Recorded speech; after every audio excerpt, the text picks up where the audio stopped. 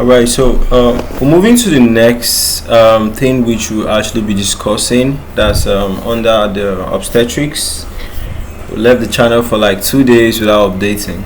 So we're going on to talk about all those congenital issues. That's like issues that babies are actually born with, you know.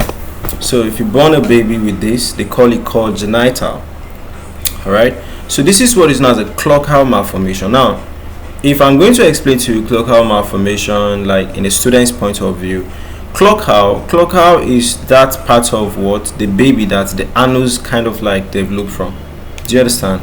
So if your anus is supposed to be here, then you're having your anus forming elsewhere.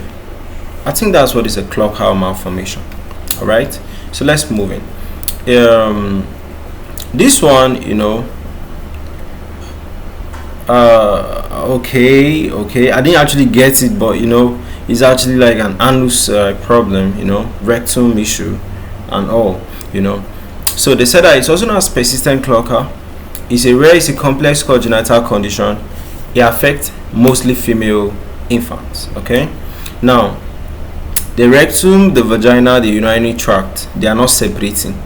Do you understand? They are not separating. So all of them, they are coming into a single channel.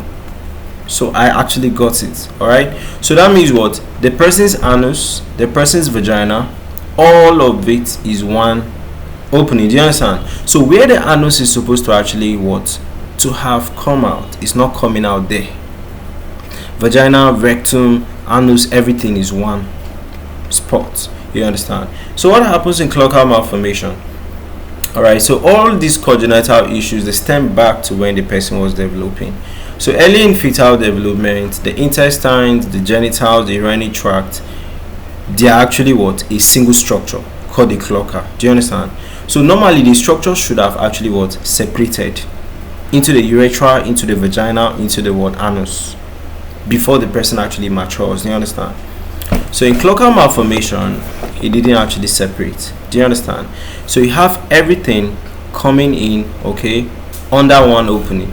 You understand? And usually that one opening is not at the space where the anus is supposed to be at. All right. So how common is it? Actually rare. Okay, if you randomly pick up 20,000 to 50,000 live births, you find it's in just one.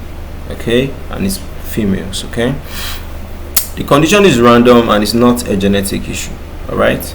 So symptoms is no visible anus at birth. Okay, this is because the anus and everything is opening into the vagina. Okay, abdominal swelling, hydrocolpos, that means there's what? Fluid buildup in the vagina.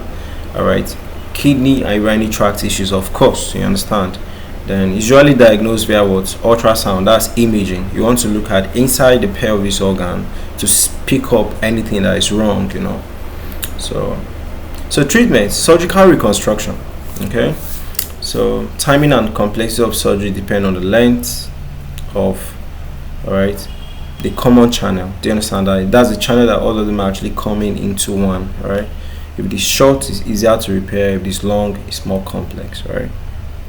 So that was what this cloacal malformation simply means as a congenital anomaly.